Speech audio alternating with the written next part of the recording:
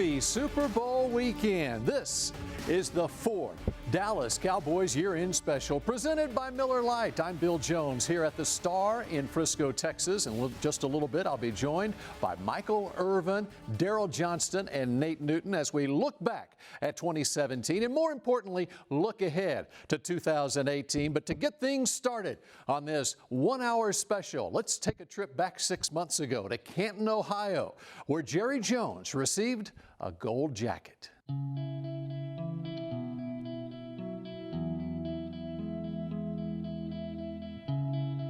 Whatever, a big cry or a big celebration right here before we get out of this room. Right.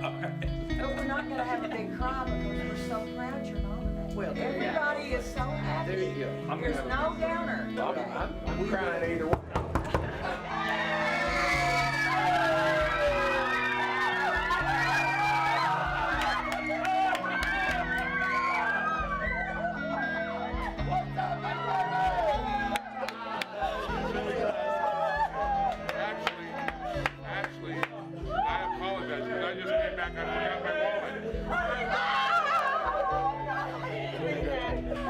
It is my great pleasure, on behalf of all the people who love the game and the Pro Football Hall of Fame, to tell you for the rest of time that your home will be in Canton, Ohio, and that you will now be a member of the Pro Football Hall of Fame.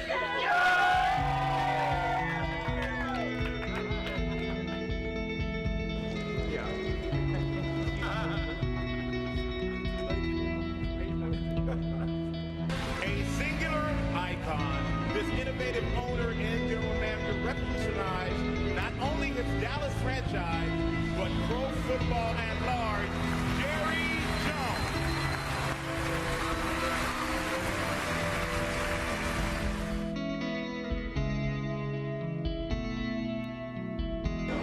It has absolutely been beyond anything I could have expected positively. We could have never dreamed of. It really hardly seems fair to get this recognition on top of the good time I've had all these years.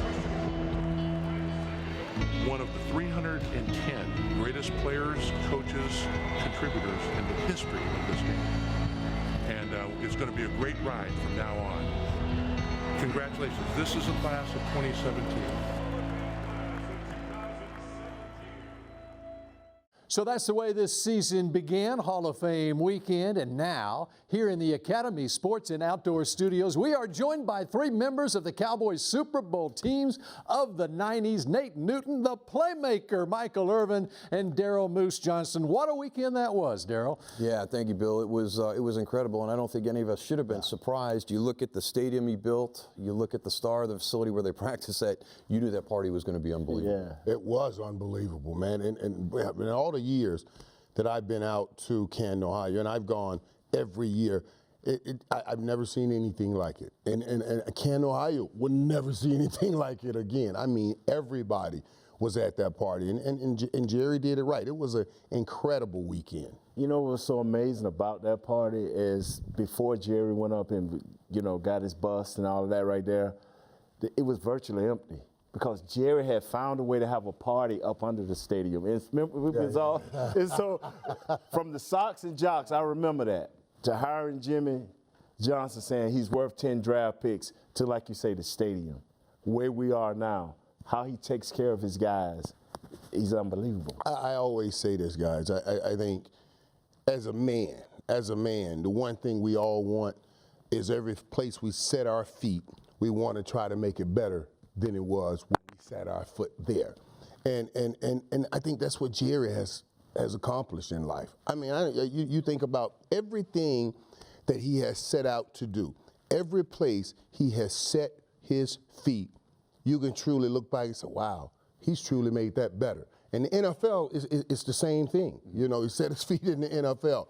And I don't think there's anyone that will sit here with any knowledge of the workings of the NFL and not say that he has had a huge impact on everything NFL. That's why I thought it was so surprising where you would meet people and they would say, do you think he's going to get in? And I said, have you thought back to what he has meant to this league? And I think a lot of people forget, when he bought the team in '89, and we get to go through the whole process with him, the NFL was not a big deal at that time. You know, and that contract that came up in '93, '94, he was very key to getting Fox and Rupert Murdoch in there. They were going to take a pay cut from the networks. Right, And he said, whoa, no, we're not taking less for this product. We're going to create a whole new network that's going to raise the price of that TV contract. And that's what he has done over and over throughout his career with the NFL, is he's shifted the dynamics of how the NFL does business.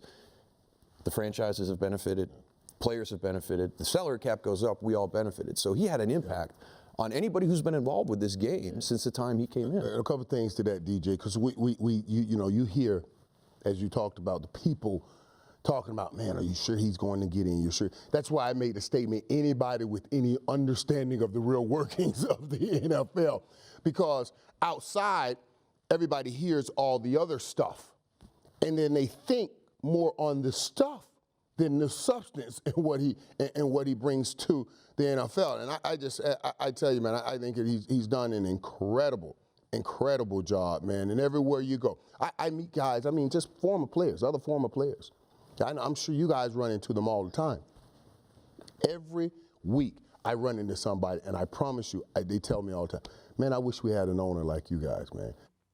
We're just getting started on the Ford Dallas Cowboys year-end special, presented by Miller Lite. When we come back, the hot topic of the offseason, Dez Bryant's future in Dallas. The 2017 Dallas Cowboys year-end special, presented by Miller Lite, is brought to you by AT&T, mobilizing your world. Ford is the best in Texas. And by Miller Lite, the only beer of the Cowboys.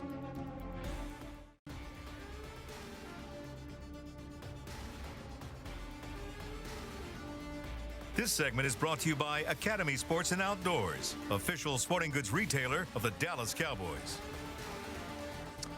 Welcome back to the Ford Dallas Cowboys year-end special, presented by Miller Lite. I'm Bill Jones here at the Star in Frisco. All right, let's dig into Dez a little bit now. It was not a good 2017 for Bryant. However, he did lead the Cowboys with 69 receptions in 2017. The troubling statistic, though, only 12.1 yards per catch for Dez. Let's stop. Let's move these. Let me move these eggshells out the way, and let's just get to talking really about Dez here, because I want to get this conversation out. Let's get the eggshells out of the way. Do you guys believe that it is time to move on from Dez Bryant? Let's throw it out, because I've been, I'm getting challenges and fights on social media as I talk about them. Everybody in the social media, I'm right out there with them. I'm not blaming you. I'm explaining it to the world. And we're all like this because people talk about it all the time. What are your thoughts on the Dez Bryant situation? I thought he started off the season going up against probably the toughest matchups you would have in the NFL. So when you talked about Janoris Jenkins, Aqib Talib, Tremaine Johnson, Patrick Peterson, that was a tough start for him. Oh, my God. Now, what I expected to see happen after that was him to get back. Hey, listen, I'll give that to you. You should have won some of those battles. You could have played better there. Okay, you're still growing with a young quarterback in his second year. You guys haven't built that chemistry yet. But I expected him, once he got away from that, there were corners that he should have been able to have better numbers against. And when you look at what he did statistically, I think that there is reason for concern for people to wonder whether this is his last season. I think it's all up to him, because he has to understand at this stage of his career, the attention to the detail of the position becomes paramount, and he's got to become a better route runner. If you're going to lose your speed, you have to create your separation with your ability to stop and separate on change of direction. So there's things that he has to work on. I think he still has the ability to be that type of receiver that he was, but it's up to him whether he wants to do it. That's a lot of work that goes into it in this stage of your career, and you hear Jason Witten talk about it all the time. I have to work harder every year now to get back to where I was because I'm older, and Dez has to understand that. He has to put in the time this offseason to become faster, more explosive, and stronger. When you're trying to demand something and you hyped up, and one thing that I've always admired about you, Mike, was you demanded more. I need the ball. I want the ball. I want to help us win. But guess what? I watch Mike run routes versus coverages. That's what Dez has to become. You have to understand that you got to add 2 more routes to your tree, but versus coverage. You got to be able to see what the quarterback see. And I remember you used to be out there every day. Troy, how do you want this run? How do you want? And I remember one time I was finna get at Troy, you stopped me. No, Nate, that's my quarterback. Leave him alone. Yeah, we don't. And so quarterback. that's how Dez got to become to Dak, because Tony was smart enough and had enough maturity to understand what he was doing.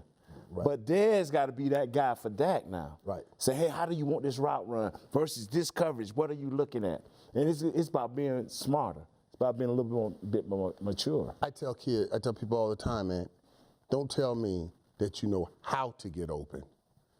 It's best to tell me you know when to be open. Right. You know, because knowing how to get open is one thing, but knowing when to be open is another. Yeah. This is why, as we talk about separation and speed, Jay Novacek doesn't need it because he knows when to be open. Mm-hmm. Jason Witten doesn't need it because he knows when to be open. Now, so we can talk, Dez lose a step. It won't affect his game, losing that little step that you think he lost, even though I don't necessarily think he lost a step. But he has to know when to be open. How is this play coming? If I'm the backside 4 route on a play and Troy's reading something else, I take my time on that 4 route.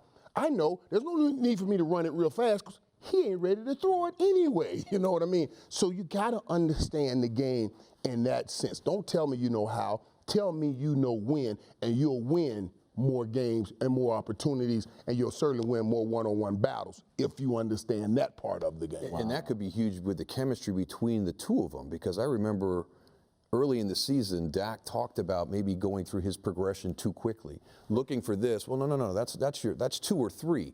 Right. Here's where you are in your first read. You can come back to that, but if you're going to wait on that, if you think that's where you're supposed to go, that's not going to be open, like you're saying, the when.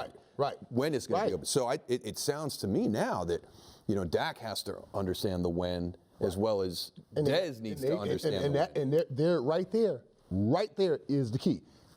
Boy, let me tell you drove a nail there because Tony understood it in a great way. And I've had conversations with Tony because we're working on the road sometimes, or maybe we're grabbing a bite or something, and we're sitting around talking, and he talks about it. He said, sometimes, Mike, I knew I just had to get Dez involved. I just knew, and I would go off the chart. Go off what I'm doing. I'm gonna go off my read. I see him one-on-one. I'm coming to it, right? And even if my read took me over here first, because I knew I needed that energy in a positive way to affect our sideline. That's brilliance right there, man. That's brilliance. Now, to expect Dak to understand that right now is a little hard. It's a little hard. And I always say I found it interesting because, we had Tony and DeMarco Murray when Dez came in, and they were teaching him the way. And now here comes Zeke and Dak, and Dez has to try to teach them the way. And that's a difficult way when it flips like that. Great stuff on Dez.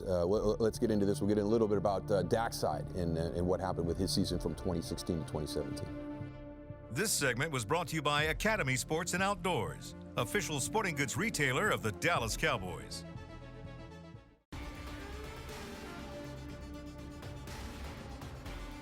This segment is brought to you by Ford. Ford is the best in Texas.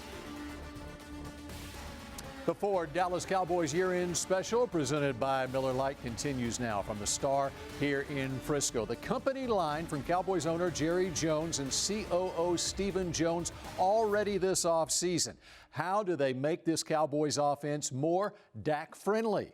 How friendly are Michael, Nate, and Daryl with Dak right now? It's all about possession, and the turnovers are huge in the game. It's the number one indicator, right? Who wins the turnover battle week to week? And that was the one area this year where Dak struggled a little bit. He had 13, and there's only 6 guys that have more than that during the course of the season. When this season started, Mike and DJ, I begged people, I told people, they say Zeke need to go on to his suspension, do it now. I say, you don't want to do that. I say right now, Zeke makes it so much easier for Dak because Dak looks up, he knows where the safety is at, he puts somebody in motion, he knows what the coverage is right away. So when he has to make a move, he can be patient. He can do things. His inside is open up. I say, but with Zeke gone, it puts a little bit more on his back. Now the X's and O's, I don't know exactly how it go, but I do know when you can play with knowing where that safety at as a quarterback, I think it makes it a little bit easier. Yeah, and for me, man, just looking at it all, you know, first of all, coming in the way he came in, man, with Zeke and that union and that friendship, 2-1-4 and all of that. I mean, that was big for them. That was big, and now you don't have that back there. Everybody came in to this, got ready to play the Dallas Cowboys. They had one thing on their mind, and that was stopping the run, stopping the run, stopping the run. And from that, everybody else exploded. Everybody. We can talk about the year Dak had, or we can talk about the year Cole Beasley had. He had his best year. Everybody had their best year because it started with the run game. Now, when that's not going like it's going, and those other pressures start coming out, for Dak, I always thought this. I mean, his greatest asset and the thing we patted him on the back most for was what you just talked about: not turning the ball over, not taking those opportunities, not taking those chances.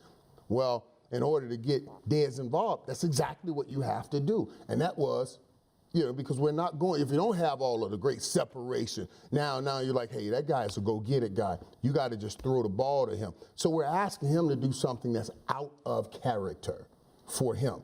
And I thought a lot of this season he played a little bit out of character for him, trying to make things happen for the football team, put him in a situation that led to more turnovers and more bad plays and everything, just trying to make things happen. I was okay with that. I was okay with that. I was okay with making some bad decisions, trying to make things happen, because I knew we had to try something, because Zeke was not there. Without Zeke, it's a different football game. And I was like, if you're going to make those mistakes that we didn't see last year, but you're going to learn right now while Zeke is out, so when we get everybody back next year, you got all the knowledge, you got him back, then everything takes off, then I'll take this pain as process and progress. But as long as you've learned what you needed to learn from those decisions and the things that you can and can't do now, because he had to stretch himself a little bit more without Zeke back there. So yeah, it didn't go as well as he hoped it would go, but I still hope that there's some good coming from what we went through. You have to have the growth, and I think that Nate makes a great point where you got used to seeing certain coverages that came in with that eighth guy down in the box from 2016, and you figured that out. Well, now in 2017, we don't have to put that eighth guy down there. One of you guys on the outside, you come beat us. So now you're seeing a whole different style of coverage. So hopefully that growth is there. And I think one of the things that a lot of people talked about was, okay, Ezekiel's out of the lineup. Who do we have to stop? And again, this is about possessions and staying on the field. The way that Dallas plays the game, we got to stop number 11. Number 11's killing us on third down. And he had a breakout year in 2016. So I think a lot of teams came into the season, and once they saw the dynamics of the Cowboys kind of shift with the suspension, all right, again, where's the matchup? Who's the one matchup that we're going to show? Well, let's take 11 out of the game and see who can win. Can Witten win on third down? Can Dez win on third down? Will they run on third down into a lighter box? And I hope that growth that you're talking about was there, because I think he saw a much different style of how to defend that offense in 2017 than he did in 2016.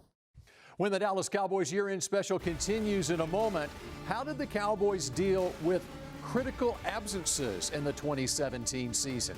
Not very well when Tyron, Zeke, and Sean weren't in the lineup. This segment was brought to you by Ford. Ford is the best in Texas.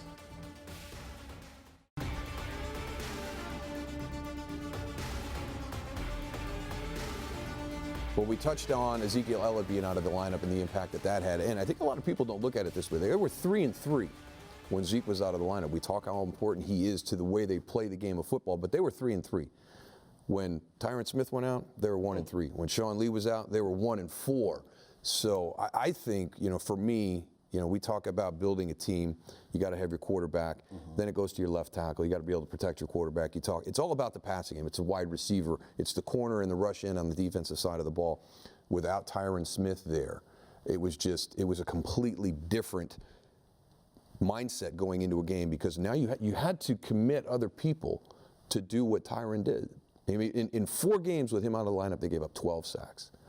The 12 games he was in, they only gave up 15 sacks. I mean, that shows you how big a loss that was out on that side. I'm laughing, man. Let me tell you. You commit, when you have a great left tackle, and you had a better than average right tackle like we have in Collins, now you can commit everything to the middle. Yeah. Now that extra man can stay in the middle, and the pocket can stay deep, and them tackles just run them around.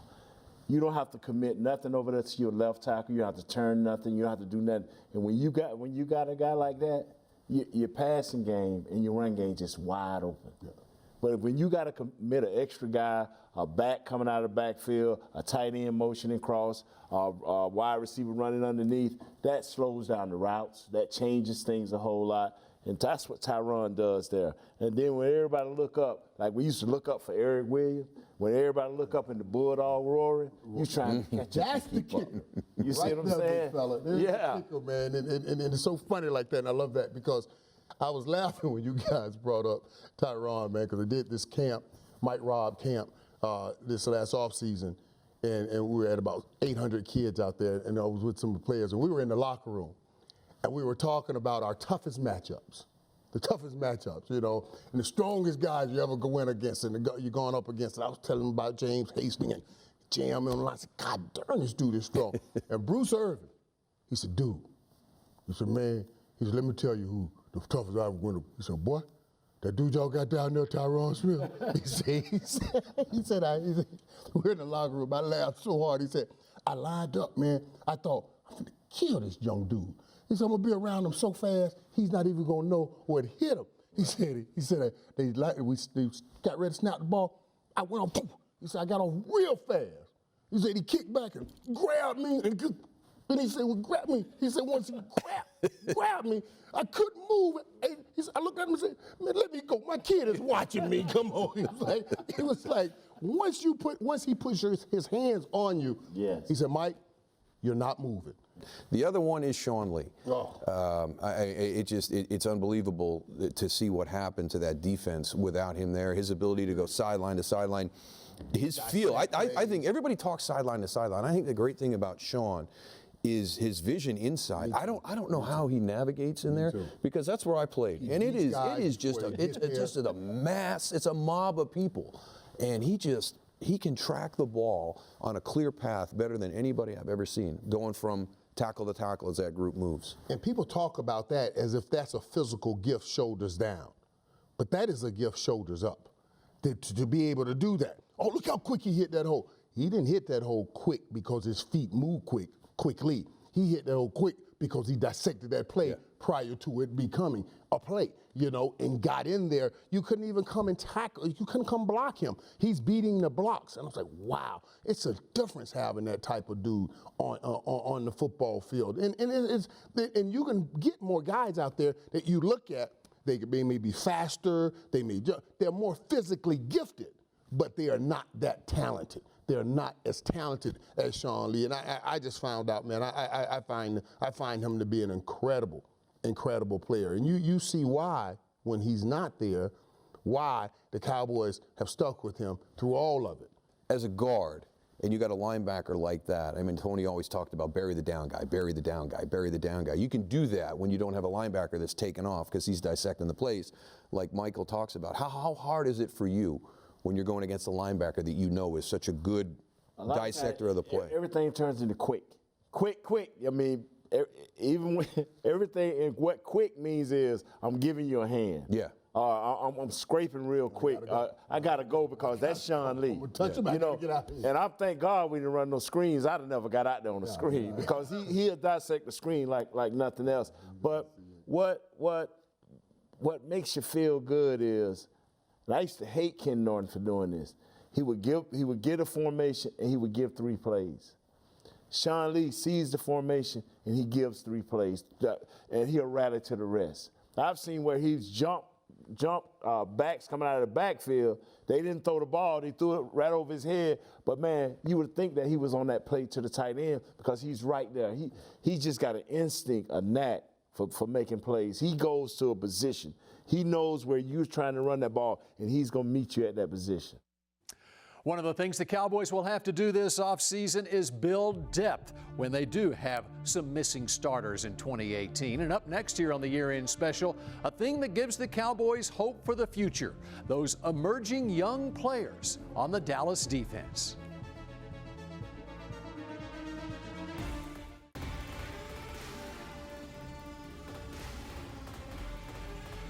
Welcome back to the Ford Dallas Cowboys year-end special presented by Miller Lite. I am Bill Jones. One of the things that gives the Cowboys real hope for 2018 was the way this defense finished up 2017. Three big reasons why.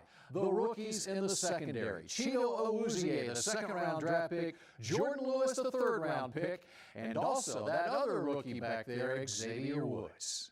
And I think this is big because I love the way those young DBs played this year. I mean, I love the way those young guys got out there and they challenged those young guys, and I thought they made some pretty good plays. And that was growing up on the fly, because they were not in training camp, they were not healthy all season long, they had the hamstrings. I think that was one of the biggest challenges and one of the biggest unknowns coming into the season was because they hadn't played, they hadn't had the opportunity to get on the field. There was expectations.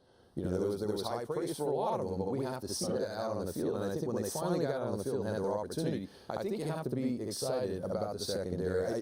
Stephen Jones has talked about it. We're going to be similar to what we did last year. We're going to take care of our own. We're going to be on the fringe of free agency and see if we can add something, but we've got to take care of DeMarcus Lawrence. We've got to take care of Anthony Hitchens. They've got to do the right thing with the guys that were here. And if they think they do that, you get Taco Charlton, who's got a year. He's got an off-season now around the star, around this facility, and a full off-season to get stronger, faster, put some weight on. Jalen Smith is going to be better next year. He's going to have more endurance coming off that injury from 2 years ago. And then these young guys. More confidence. When you miss that much football, even if you are right and you're back and you feel good physically, you kind of get sharp. No, let me tell you something, man. When I retired and started broadcasting during this game, and just that 1 year away, not practicing every day, and then we were doing a game, oh my God, I was like, this ball's moving so fast. It just seemed like there's no way I played this game. It seemed too fast to be able to, man, look at this ball. So, I mean, just 1 year away from the game made it look all new to me and way faster than I could even ever imagine. And him just having time back on the field, seeing things. Seeing Sean Lee see things and how he dissects things, I think that was huge for Jaden. And I get to talk with Jaden. I love the kid. I tell him all the time, I still have that card when I drafted him. I said, you'll sign this one day for me in Canton, Ohio. Just trying to inspire him and keep him working to man. I promise you I'm going to do that right there. I'm going to do that one day. But because I think he has that kind of talent. Shows down. Once he gets it, like Sean Lee and those guys, he's going to be incredible, too. You know what? Charlton's got to pick it up. I just didn't like that he wasn't playing the first 8 or 9 games because I think for a defensive lineman, it takes about a year. Then going into about the 7th or 8th game, the second year, that light bulb come on. And then they're unstoppable, barring injury. But Xavier Woods, I'm proud of him. He went into that slot about this, 9th, 10th, 11th game, and didn't come out of that slot. He stayed on top of that. Proud of Xavier Woods. Let me ask you something, because you're here a lot and you watch it now. Because when I saw it, I'm watching the social media stuff, and I see Tank riding his bicycle to work. And then I look up. First it was just Tank, and now I got Taco Truck riding the bicycle with him. And my mind went to, oh man, I remember Leon Lett, but then I remember Leon Lett when Charles Haley got here too. And how Charles raised Leon up, what I mean? And I'm sitting there thinking, okay. So now they following Tank and doing all the little things and everything. Probably right every Tuesday. All that, and I'm like, okay, so maybe we get something here. Maybe we're getting something here where everybody starts elevating their game because they're seeing the love that he gets. And that kind of stuff right there, that stuff is infectious, man. And if you can start grading that up and raising it up, because they started talking about that defensive line as a unit. being one of the best units in the NFL. That's the kind of mentality you need to have if they're going to do great things. So what you're saying is somehow, some way, we got to get him under contract. You got a backup or a tank load of money to give the tank. That's right. That's what you have to do. And that's just the bottom line of it, because he's performed. We want to show those young guys, you perform, you'll get taken care of so they can perform. Last year at this time, the focus was on shoring up that Dallas defense. What about the offseason plans this year? Our panel of experts chime in when the year-end special continues in a moment.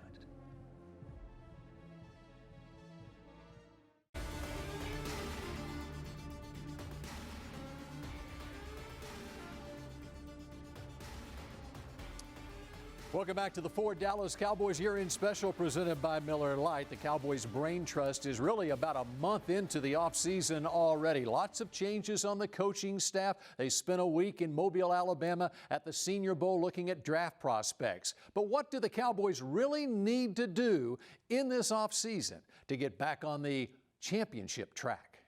For me, it's draft. You know, I want them to go out and draft some guys, put some guys in play. But, you know, and sign the guys that they have.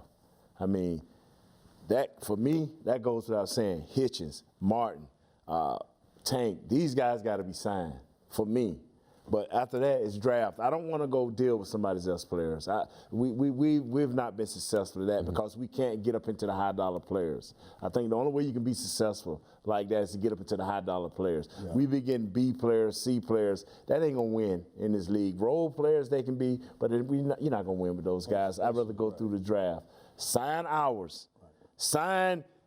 I want Hitchens signed first because when Sean Lee is not there, and I'm just keeping it real, when Sean Lee is not there, that's your next guy up. Mm-hmm. You know, I think it's a dangerous game we play, this free agency game, in so many ways.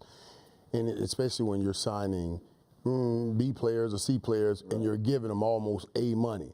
And because that's what it takes when you go in the free agent market and get those guys, because you're outbidding people. So sometimes you pay people a little bit more than they're worth. And then you're sitting here and we're playing tit for tat and penny pitching on the guys that are here.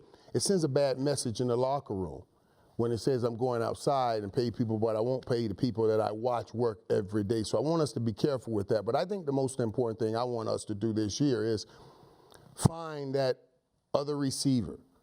That other receiver that is a number 2 receiver that you know will morph into a number 1 receiver. People think that you can find number 1 receivers like leaves on a tree, and it doesn't work that way. Right. It doesn't work that way. And a lot of people think, well, he can now. He used to be the number 2. He can just move into the number 1. It doesn't work that way. It doesn't work that way. You have to know the kind of guys and the kind of receivers that you can pick up right now and say, hey, you know, maybe he can be a number 2 for a few years, and then he can move into a number 1 position. That's a hard find. That's a real hard find because he has to have number 1 talent and willing to almost capitulate and be the number 2 guy. Juju Smith-Schuster was a guy that was in the draft last year that I liked and I thought about in that sense. You know, so I want us to find that guy to help that receiving core and boost that receiving core. I want us to find them this offseason. Yeah, I cross my fingers that they do exactly what Nate's saying. We got involved in free agency years ago to a level that really kind of got us into trouble. We weren't able to sign our guys, and I think it does send a bad message inside when you're going outside. And you can see what happened with the Giants. You know, they had this big spending bonanza on the defensive side of the ball. It lasted for 1 year, and then it all fell apart. So now you put yourself in tough salary cap positions. So for the last few years, I like what Dallas has done with developing through the draft, signing their own guys, building that chemistry, and to me it goes back. I remember, I'll never forget Jason Witten after the 2016 season. He was very emotional. He and Barry Church both, after they lost to Green Bay, and it all comes from that chemistry that we were blessed to share as a team, and they were both talking about how they thought that team was going to achieve more. That when it ended in that Green Bay game, how disappointed they were that they wanted to do something special with that group because they were so tight as a team. And I hope they can get back to that feeling again next season. And the best way to do that is keep your own. So we all in agreement. Sign your own, draft, and then add If you're gonna, whether if there's a guy out there in free agency or you supplement, you don't change, you don't create, you add just a touch, that missing thing. What's the one thing we're missing? That's when you. And that guy you add, I want you to add him in his physical abilities, but make sure he has the right attitude to come in to a locker room. You know, you can say what you want. Like I love when we signed Charles Haley. I love Charles Haley's physical ability. Yes. But I loved his attitude too. You know what I mean? You know, I love his attitude and what he brought to the football team. I thought that elevated us as much as his ability to go get the quarterback. Yeah, and elevated the Leon Letts and everybody around him. It gave the defense a sense of we're here now. You know, and we all played offense. We had some great defenses. I mean, some great defensive guys that played hard. And one of the other things I want to see the commitment cross table. I was, you know, what I mean by that is the fear I had walking off the field, knowing I had to look at Chucky and Leon and all of them dudes if we didn't make a drive or if they made a stop. And you know, so we come, just stop them. Y'all stop them, we'll score. And we get out there and we didn't go and score. And now we got to walk back over there. And, a la Jacksonville. Right. And they looking at you like, dude, didn't you just tell us to stop them? And now y'all, so I want to see that commitment. And that's why I talk about the attitude of certain players that you bring in. Bring me the physical talent, but bring me the right attitude that makes that cross commitment all the way across the board. Offense, defense, and special teams. Give me that, and then soon you can be giving me Super Bowls. Yeah. There will certainly be lots of changes here at the Star in the offseason, but as we look to the future, what is the future for that young core of Cowboys stars?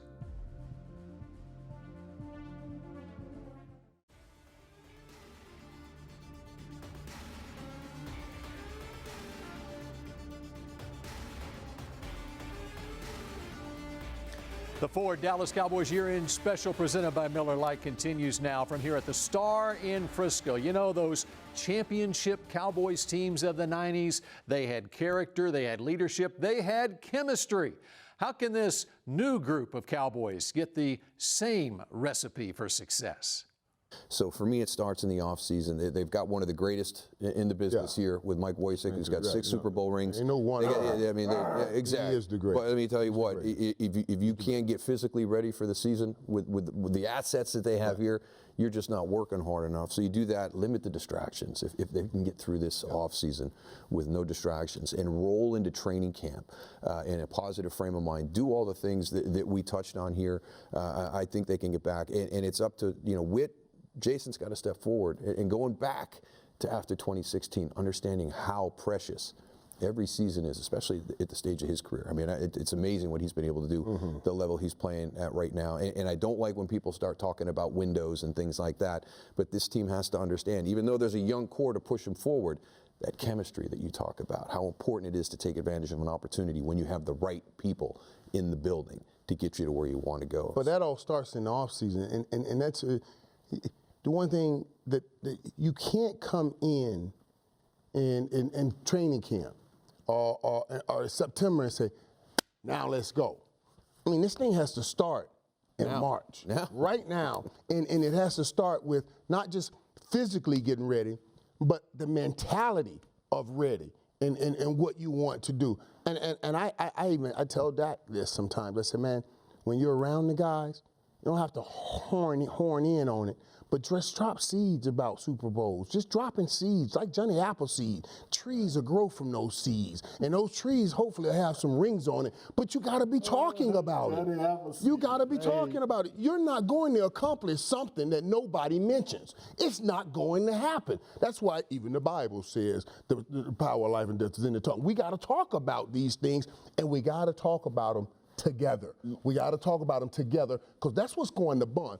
The difference between winning and losing is going to be this small, and it's going to be the power of will, the collective will. If we've talked in March, we talked in April, we talked in May, we talked in June, in July about what we want to accomplish this year, September comes and we're in the midst of a tough game, we're going to rely back on the thread of conversations we've had the last 6 months to pull us through this as a group and as a whole, and our collective will push us through. I need that out of them. I need moments together. I need seeds being dropped, and I need that connectivity and collective will. Still time left here on the Cowboys year-end special to take a look ahead to what to expect this offseason in just a moment.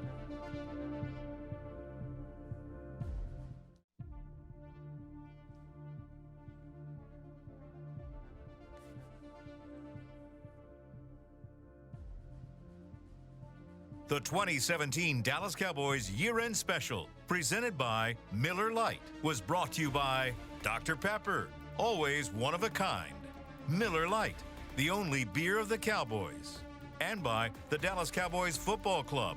For the ultimate Dallas Cowboys experience, tour the Star in Frisco, where the Cowboys train and work. For more information, visit thestarinfrisco.com/tours.